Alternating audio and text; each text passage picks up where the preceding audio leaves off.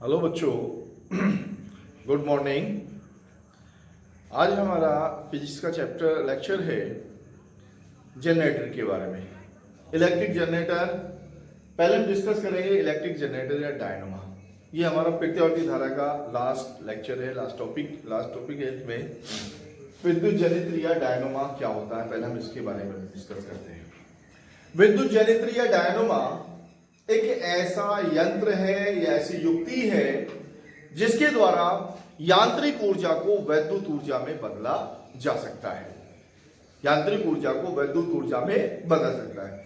यानी कि जैसे हम जनरेटर से लाइट लेते हैं तो इंजन से चलाते हैं उसको, तो इंजन क्या करता है, इंजन कार्य करके यांत्रिक ऊर्जा उत्पन्न करता है और उस यांत्रिक ऊर्जा के द्वारा फिर हम विद्युत ऊर्जा प्राप्त करते हैं। तो हमारा जनित्र जो है या डायनोमा एक ऐसा यंत्र है जो वैद्युत यांत्रिक ऊर्जा को वैद्युत ऊर्जा में परिवर्तित करता है। ठीक है, अब इसमें क्या होता है, वैद्युत जनित्र कैसे करता है? वैद्युत जनित्र में कुंडली को चुंबकीय क्षेत्र में घुमाया जाता है और उसको घुमाने पर यांत्रिक कार्य किया जाता है घुमाने में, और घुमाने पर जो ऊर्जा है, यांत्रिक ऊर्जा है, वो वैद्युत ऊर्जा में परिवर्तित हो जाती है। तो घूर्णी गति प्रदान करते हैं और जिसके कारण प्रेरित विद्युत वाहक बल या प्रेरित धारा उत्पन्न होती है। अब हमारा जो विद्युत जनित्र है दो प्रकार के होते हैं। एक होता है हमारा दिष्ट धारा जनरेटर और दूसरा होता है प्रत्यावर्ती धारा जनरेटर। दो प्रकार के होते हैं। एक होता है हमारा प्रत्यावर्ती धारा जनरेटर,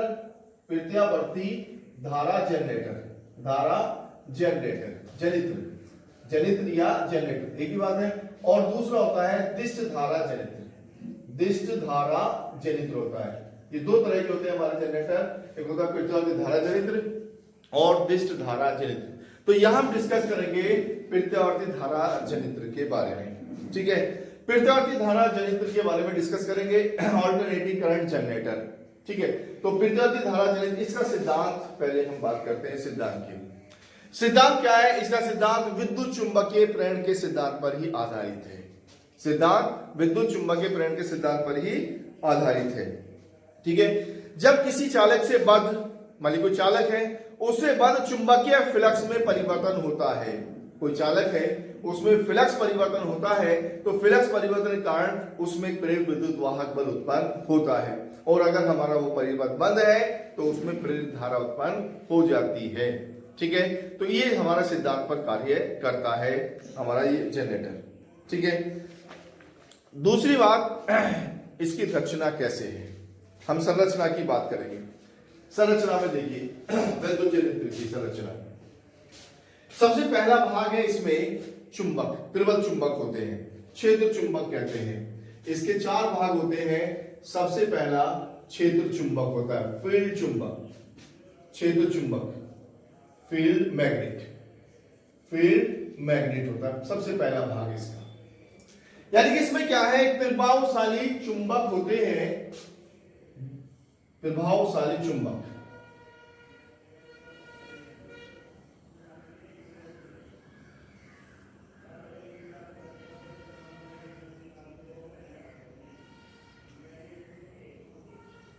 इस तरह एन ध्रुव और एक इधर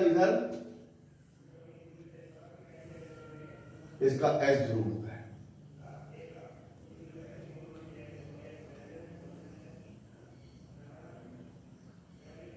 इस तरह से ये एन और ये एस, तो ये दो प्रबल, ये हमारा चुंबकीय ध्रुव होता है जिसके कारण चुंबकीय क्षेत्र उत्पन्न किया जाता है। अब इनको हम किस प्रकार, इस प्रकार रखते हैं ताकि हमारा चुंबकीय क्षेत्र हमेशा लंबवत रहे, हमेशा कैसा रहे, लंबवत रहे। ठीक है, और इसमें ही कुंडली जो है, हमारी कुंडली इसी के अंदर घुमाई जाती है।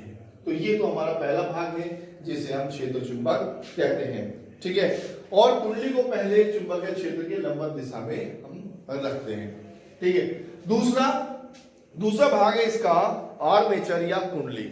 इसके बीच में तांबे के तार की बहुत अधिक फेरों वाली ये कुंडली होती है, जिसे आर्मेचर कहते हैं। इसमें तांबे के बहुत सारे फेरे होते हैं, ए बी सी डी, तांबे के बहुत सारे फेरे होते हैं, इसको आर्मेचर कहते हैं। और यह इस कुंडली को इसके अक्ष के परितः ऐसे घुमाया जा सकता है, दक्षिणावर्त घुमाते हैं इसको, दक्षिणावर्त घूमती है, इसको हम कहते हैं आर्मेचर। तो दूसरा पार्ट है इसका, दूसरा भाग क्या है इसका, आर्मेचर कुंडली, आर्मेचर कुंडली, दूसरा भाग है इसका आर्मेचर कुंडली, ठीक है। अब इसको चुंबकीय क्षेत्र में तीव्र गति से घुमाया जाता है, इसके अंदर तीव्र गति से घुमाया जाता है। तो कितने भाग हो गए, इसके दो भाग हुए, नंबर 1 क्षेत्र चुंबक और नंबर 2 आर्मेचर कुंडली। तीसरा भाग है, इसमें धातु के दो ब्रुश लगे होते, दो सर्किल होते हैं, सर्पी वलय कहते हैं। तो तीसरा इसका पार्ट है सर्पी वलय, सर्पी वलय, स्लाइडिंग रिंग। ये सर्पी वलय इसके संकेंद्री होते हैं और दोनों सर्पी वलय जो है इसके कुंडली के साथ साथ घूमते हैं। एक ये सर्पी वलय ये हो गया C1 और एक सर्पी वलय ये हो गया C2,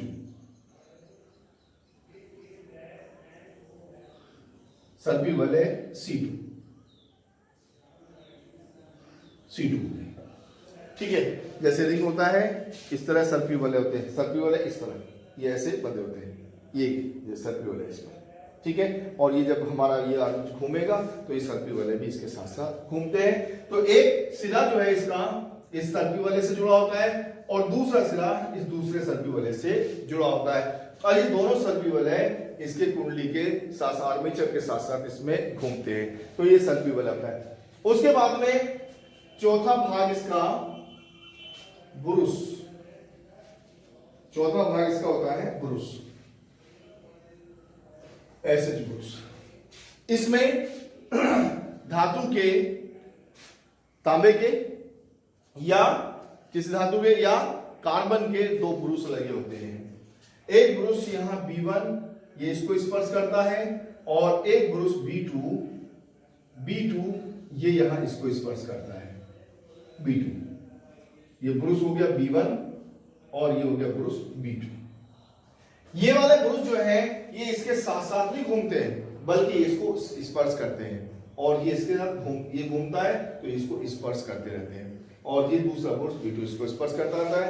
और इन दोनों, दूसरा सिरा, इस ब्रुश का एक सिरा तो इससे संबंधित होता है और दूसरा सिरा जो है वो वाह्य परिपथ से जुड़े होते हैं, इन दोनों से। यानी कि जो ब्रुश है इसका एक सिरा तो किससे, सर्पी वलय से जुड़ा है और दूसरा सिरा बाह्य परिपथ से जुड़ा है। इसी का भी एक सिरा सर्पी वलय से जुड़ा है और दूसरा सिरा बाह्य परिपथ से जुड़ा होता है, और इस प्रकार ये किसी बाह्य परिपथ से हम जोड़ देते हैं, ठीक है। ये तो इसकी संरचना, ठीक। अब कार्यविधि क्या है इसकी, कार्यविधि के बारे में हम देखते हैं। कार्यविधि, सबसे पहले इसको हम चुंबकीय क्षेत्र के लंबवत मान लेते हैं। चुंबकीय क्षेत्र के लंबवत है ये, चुंबकीय क्षेत्र के लंबवत है, ठीक है। अब जब हम इसको घुमाते हैं तो घुमाने पर ये ऐसे घूमेगा और घूमने पर जब आधा चक्कर हो जाएगा, आधा चक्कर घूम जाएगा तो इसमें फ्लक्स परिवर्तन होगा, फिर वहीं आगे ना फ्लक्स परिवर्तन होगा। तो फ्लक्स परिवर्तन के कारण फ्लेमिंग के दाएं हाथ के नियम के अनुसार इसमें धारा उत्पन्न होती है, धारा उत्पन्न होती है, इसमें इस दिशा में धारा उत्पन्न हो जाएगी इसमें से, ठीक है। विद्युत वाहक बल उत्पन्न होगा, पहले विद्युत वाहक बल, और इसमें धारा प्रवाहित होने लगेगी। लेकिन उसके बाद में अब इसकी स्थितियां बदल जाएंगी, ये यहां पर आ जाएगा और ये यहां पर आ जाएगा। जब हमारा अगला आधा चक्कर होगा, जब इसको हम घुमाएंगे अगला आधा चक्कर होगा तो स्थितियां बदल गई, स्थितियां बदल गई तो चुंबकीय क्षेत्र दिशा बदल गई, तो फिर अगले आधे चक्कर में धारा की दिशा बदल जाती है, धारा की दिशा इसमें बदल जाएगी। तो पहले आधे चक्कर में धारा इस दिशा में बहेगी और दूसरे आधे चक्कर में धारा विपरीत दिशा में बहती है। तो पहले आधे चक्कर में धारा एक दिशा मिलेगी, दूसरे आधे चक्कर में धारा इस। अब ये चक्कर जो है वो तेजी से बदलते हैं क्योंकि इसको हम इसके अंदर तेजी से घुमाते हैं। तो एक चक्कर में जब एक बार इधर को अधिकतम हो, इधर को हो गई, एक बार इधर को, एक बार इधर को धारा, तो धारा जो है परिवर्तित होती रहती है, यानी कि बार बार परिवर्तित होती रहती है और हमें से परिवर्तित धारा जो है प्रत्यावर्ती धारा मिलने लगती है। तो इस प्रकार ये इसका कार्यविधि है, संरचना है और कार्यविधि, ठीक है। और इसी प्रकार ये दोहराई जाती है तो हमें प्रत्यावर्ती धारा मिलती रहती है। ये तो था हमारा डायनोमा या जनरेटर। इसके बाद में हमारा दिश धारा और प्रत्यावर्ती धारा की हम तुलना करें, दिश धारा की प्रत्यावर्ती धारा की तुलना। ठीक है, पहली बात तो ये है कि अगर हम दिश धारा के यंत्र लें और प्रत्यावर्ती धारा के यंत्र लें तो आपने देखा होगा कि प्रत्यावर्ती धारा वाले यंत्र बहुत मजबूत होते हैं, सुदृढ़ होते हैं, बड़े बड़े होते हैं, जबकि दिश धारा वाले यंत्र जो हैं बहुत छोटे होते हैं।